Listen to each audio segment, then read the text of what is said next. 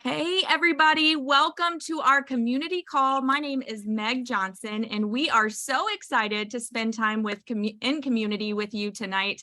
Tonight, it's getting real. We are talking about finances, and around Optavia, you have probably heard the word trilogy, which we talk a lot about a healthy body, a healthy mind, and a healthy finances. And that trilogy means things that are related together. And we know that they are, right? Your healthy body leads to a healthy mind. If one area isn't healthy, the rest of those areas aren't going to be healthy, right? So we're going to spend a few minutes tonight talking about tips on how to improve your overall financial health. And we're also going to give you some tips on how to save money while you're on plan. So it is going to be awesome. We've created a PowerPoint for you tonight. So we got a little fancy. So I'm going to share my screen and show it to you. Let's see. Y'all will give me a thumbs up if you can see it. Can y'all see my screen, Adele? Okay, awesome. All right, so let's talk about finances. And I wanted to start with a disclaimer that this presentation is for general audiences. So you'll want to talk to your personal financial planner or your CPA for specific financial advice. And anything you hear about coaching, we always like to let you know about our disclaimer that Optavia makes no guarantee of financial success. That's always important to us to know that it's determined by your hard work and your effort, of course. All right, so a little bit about me. My name is Meg Johnson. Some people don't know that I actually have a master's degree in personal financial planning from the University of Georgia, and I received my certified financial planner designation back in 2010.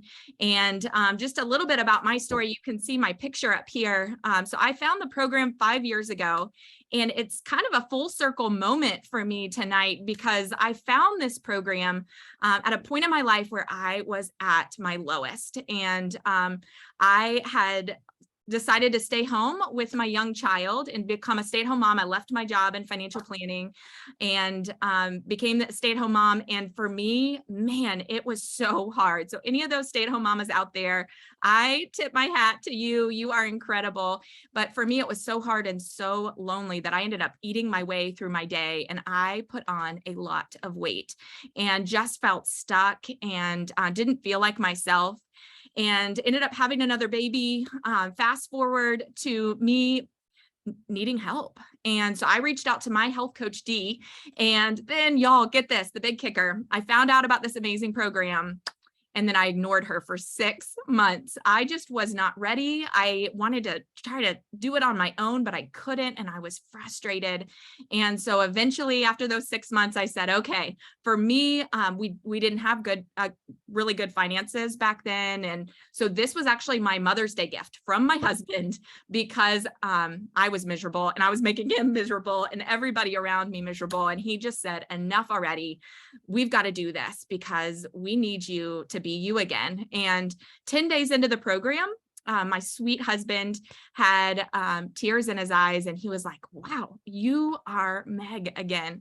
So he was like, I do not care what this costs or what we need to do, but we need to make this happen because you need to be yourself. And so it's just kind of crazy that was 5 years ago. And really, this program allowed me to find freedom in my health and really become a mom who wasn't parenting her kids from the couch, which for me was such a big deal. So kind of cool tonight to be talking about finances. I'm actually wearing one of my jackets from back when I was a financial planner, but I've got my tennis skirt on too. So full circle moment here. Would never have done that back in the day. But I know we get lots of questions about financial health, and really it's a hot topic right now in the world. You know, I was listening to the radio today and they were talking about, oh, are you weeping at the gas tank when you go to fill up your car? Are you crying when you go to check out at the grocery store? I mean, I am hearing about this left and right. People are talking about money, and there's a lot of unhealthy habits going on in finances. I did a little research to prepare for tonight, and I found that more than 3 out of 4 people and Americans are anxious about their finances right now. And I'm sure, to me, I think that's really probably conservative because I'm sure like me, you're hearing this from a lot of your friends and the people in your world. More than 50% of people have difficulty controlling their worries around their finances. more than 50% are worried they don't have enough to retire. They're worried about managing debt. So why is all this important? Well, we know that it impacts your overall health and your well-being. We read about this in the Habits of Health book, right? People are feeling fatigued. They're having trouble concentrating. They're having trouble sleeping. It's impacting their relationships. I was so surprised to read that 2 in 3 people are actually not attending social events because they're embarrassed about their struggles. And I remember not attending social events because I was embarrassed about my weight, but it just really put things into perspective to think about, man, people are also not showing up to social events because they're embarrassed about their struggles. So let's talk about how you can improve your financial health. The first tip we have for you tonight is to know where you are. I heard a quote from a client last week that I thought was brilliant, and it was related to getting on the scale, right? To know how much you weigh, but I think we could relate this to finances. She said her dad told her growing up, you can't play basketball with your back to the scoreboard. So to her, that meant, man, she's got to get on the scale. She needs to know what the score says so that she needs to know what she needs to adjust, right? Kind of like when we're playing basketball, we need to know what the score is. So we know, okay, how hard do we need to work? What do we need to do? Who's going to win or lose? The same is true with our finances. If you don't know where you are right now, if you don't know, you've got to figure that out. So have a meeting with your significant other, call somebody that you trust that can walk you through it, but know where you are so that you can get where you want to end up. Our second tip for you is to create a plan or a budget, right? To let you know, okay, this is what's coming in, this is what's going out. So it's going to leave you with an amount, right? So income minus expenses.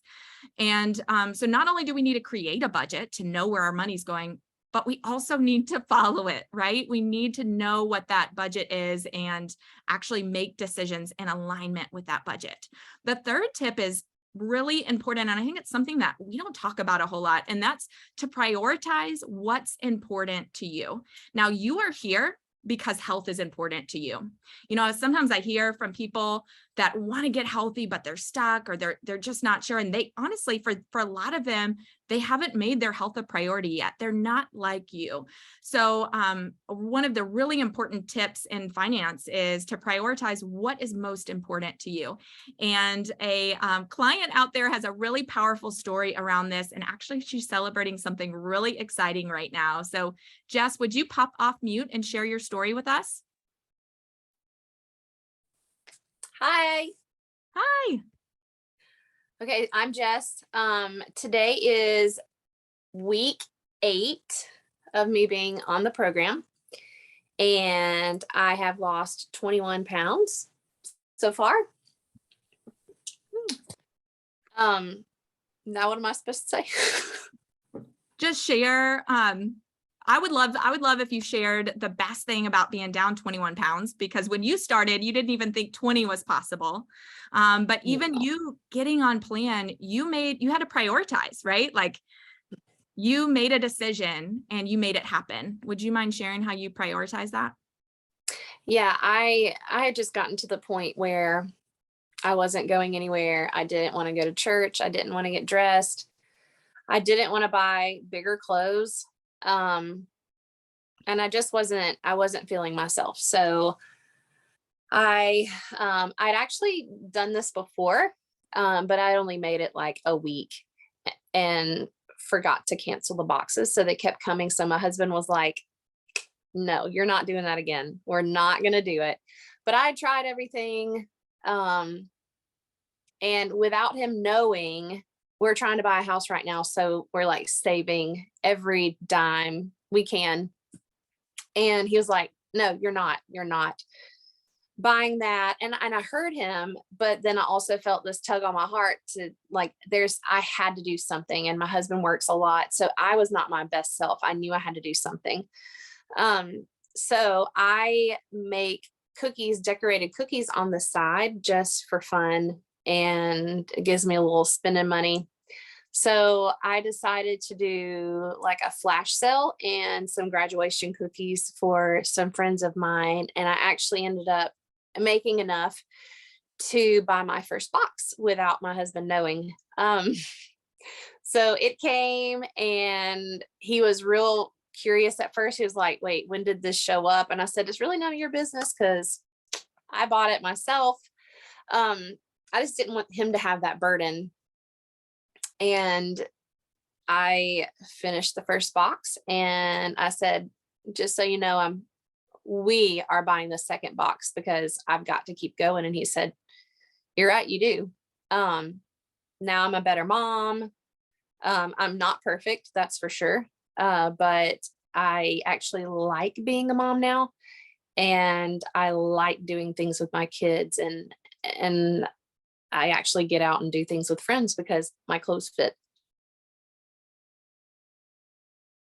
That is amazing, Jess. Thank you for sharing your story. And I just want you to know, we definitely recommend working with your spouse and coming up with a game plan. But I love the fact that she was like, you know what? I'm stuck. This is a priority to me. What can I do? I'm going to make cookies.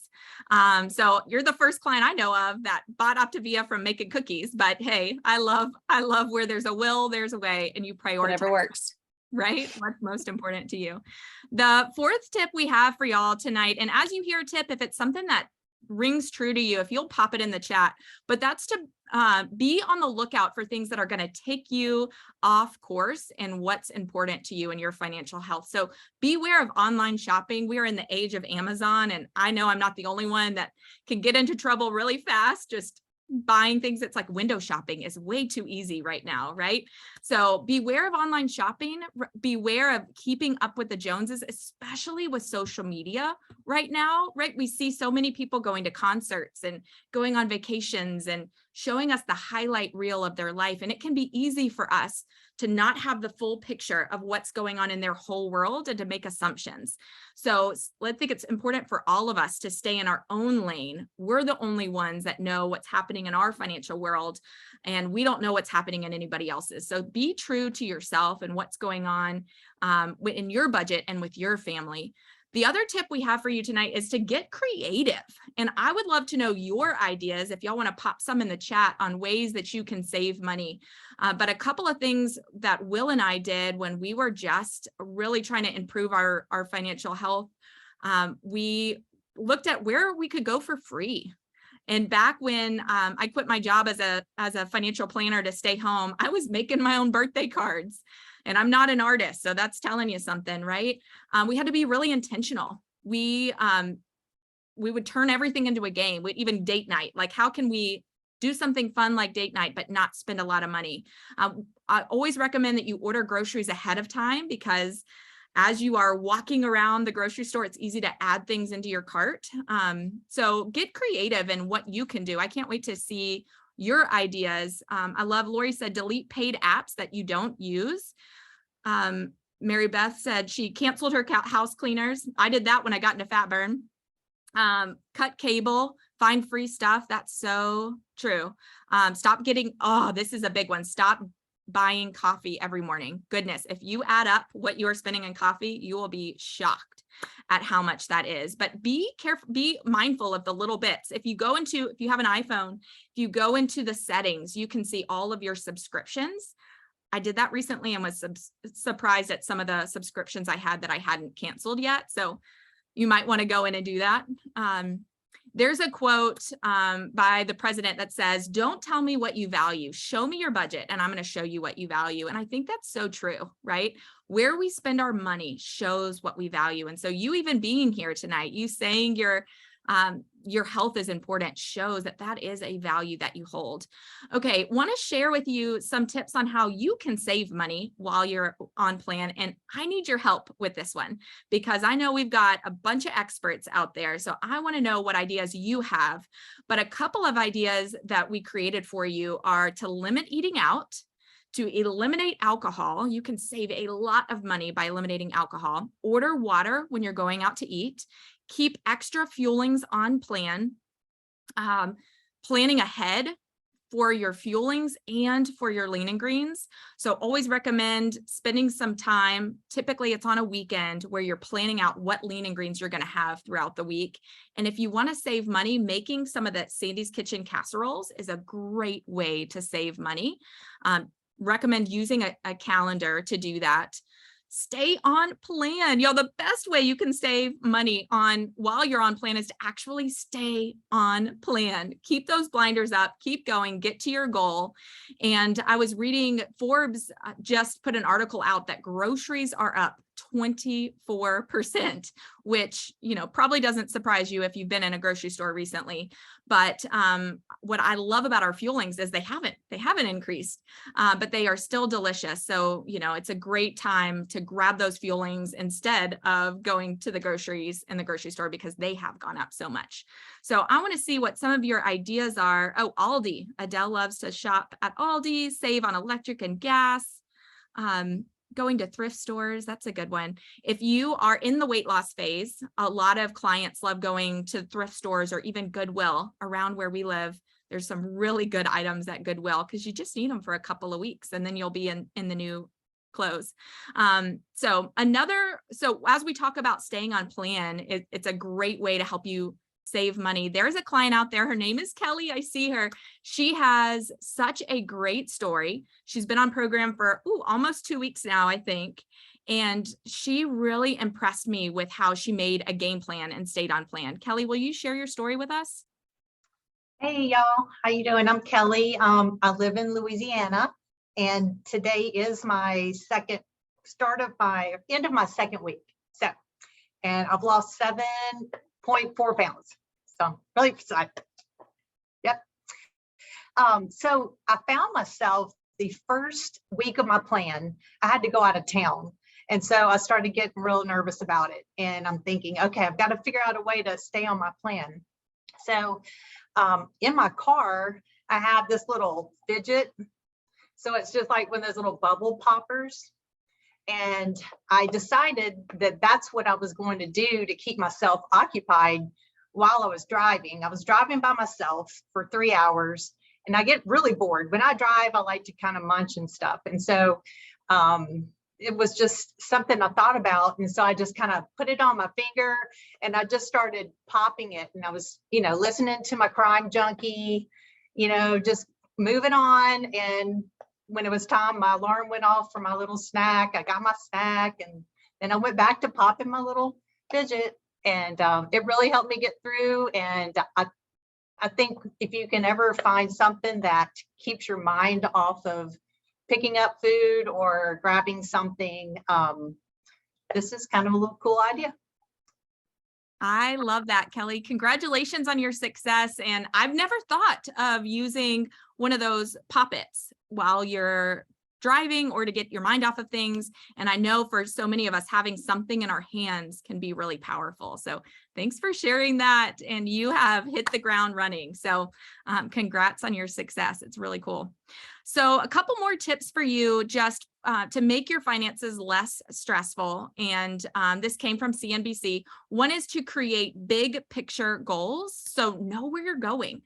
Have those big goals, like maybe it's you want to buy a beach house or you want to pay off your debt or you want to send your kids to college. So create those big picture goals because you want to know where you're going. The second tip for you is to share those goals with others. Share them with your family, your friends, your support system. And we have a couple out there that's watching that has been their own support system. So Kim and Tim, would y'all pop off mute and share your story and how doing this program alongside one another has impacted you and helped you both reach your goal? Y'all's story is so powerful. Sure, I'll start. My wonderful coach Emily, she was posting, and I was just very curious about her weight loss because it was something that I'd been waiting and wanting to do for a while and had tried everything, like many of us. And so I texted her and I was like, all right, I'll bite. Well, what are you doing? And so she told me about it. And I was like, all right, I need to try this. I need something new. And so I started January 5th with the support of my sweet husband.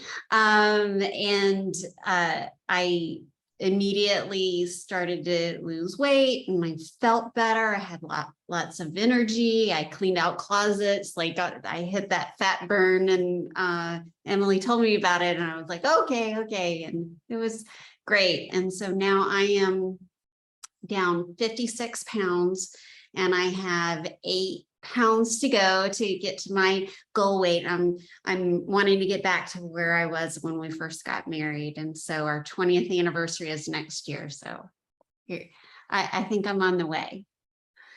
So. And I, honestly, I think I probably was very skeptical that any diet plan was something that I would actually follow.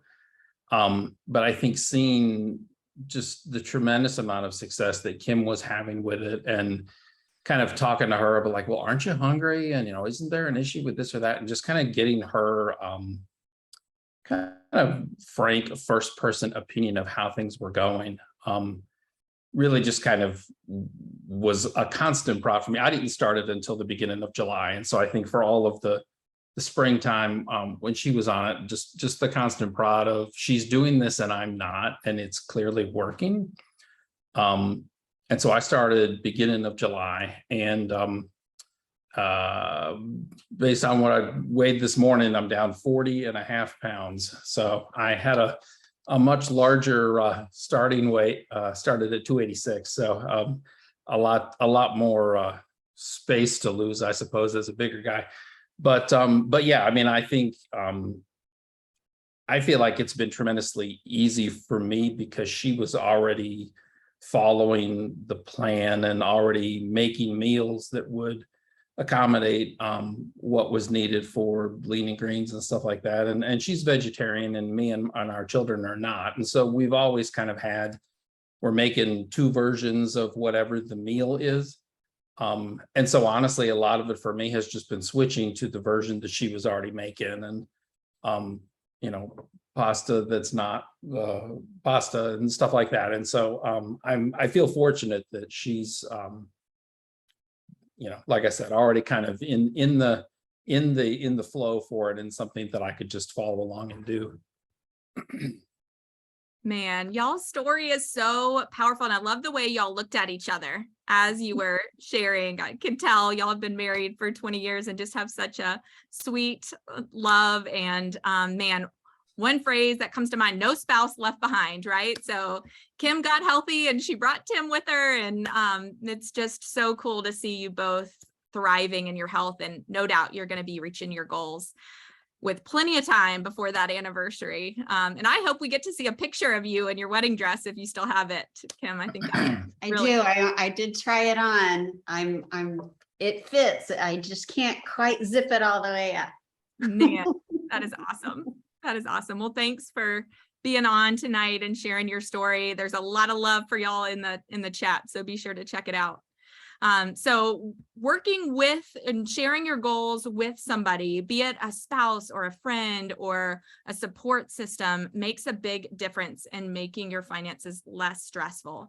And the third tip is one of my favorites, and that's to limit regret. So I always say I hate making mistakes. So if I'm going to make a mistake, I'm going to make it count, right? I'm going to learn from it and I'm going to take action. So those 3 tips are great in making finances less stressful. So create your big picture goal, share your goals with others, and limit regret. So one idea that we want to share, and I love Jessica Pope shared it in the chat a little bit earlier, but another great way to save money and work on your financial health while you are on program is to join us in coaching. It is something that will help you with your healthy body. You'll be 5 times more likely to keep your weight off and be successful in your program. It's going to help you in your healthy mind because you're going to be having an impact in the world and talking about all of these principles that are so helpful to all of us. And it's going to help you in your finances. And I don't know about you, but when I first heard about the idea of coaching, for me, I was like allergic because I didn't see myself as a coach. And I had a lot of fear because I'd struggled with my weight since I was a 3rd grader, right? I had so much fear.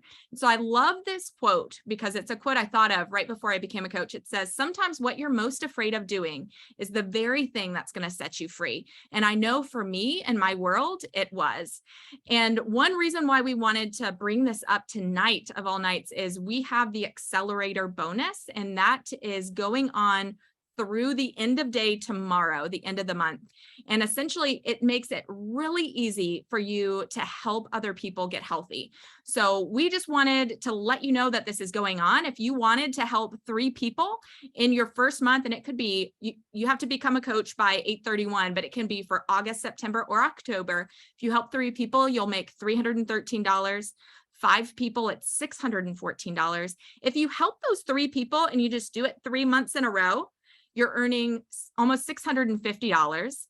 For 5 people, the same 5 people, 3 months in a row, it's $1,342. And y'all, that can change a family's life. I'm just telling you, like, that can really give you that breathing room that Jess was talking about. And one really cool thing, if you want to help more people each month, so let's say you help 3 people 3 months in a row, and you also help the same 3 people every month, right? So the first month you help 3, the second month you're at 6, the third month you're at 9, you're earning over $1,800. If you do that with 5, you're earning over $3,500. So just want you to have the information and keep it in the back of your mind. Talk to your coach or whoever invited you to this call about that, because you can do well by doing good and change the lives of other people that you care about and change your life, because it's going to make you 5 times more likely to be successful, which is 400%, which is bananas. It is $199 to become a coach. But what I love about that is 95% of it is refundable in the first year. For me, it's not about the cost of coaching, just like getting healthy isn't about the cost of the program, right? Like, it is absolutely worth it for the freedom. But for me, I've been thinking about what's the cost of not coaching, of not having that impact for me, right? If I didn't have that personal accountability, if I didn't have this coaching community, I don't want to know what the true cost of not coaching would have been. For me, it's absolutely changed my life, and just been so much stinking fun. And this is the final quote that I'll leave you with. What if I fail? Oh, my darling, but what if you fly? I love this quote, and I love this image of flying into freedom. And I know that's a big thing for all of us when we choose to get healthy. So improving your financial health, we talked about knowing where you are. You can't play basketball with your back to the scoreboard, right? So we need to know where you are. We need to create and follow our plan or our budget. Prioritize what's important to us. We want to beware of online shopping, trying to keep up with the Joneses, and having the misinformation on Facebook when we don't know all of the information. And then we gave you some great tips on how to save money while you're on plan. We do have time for 1 or 2 questions or celebrations. So if anybody is really excited about something in their health journey and want to share it with us, or maybe you have an idea about how to save money on plan, we would love to hear that from you.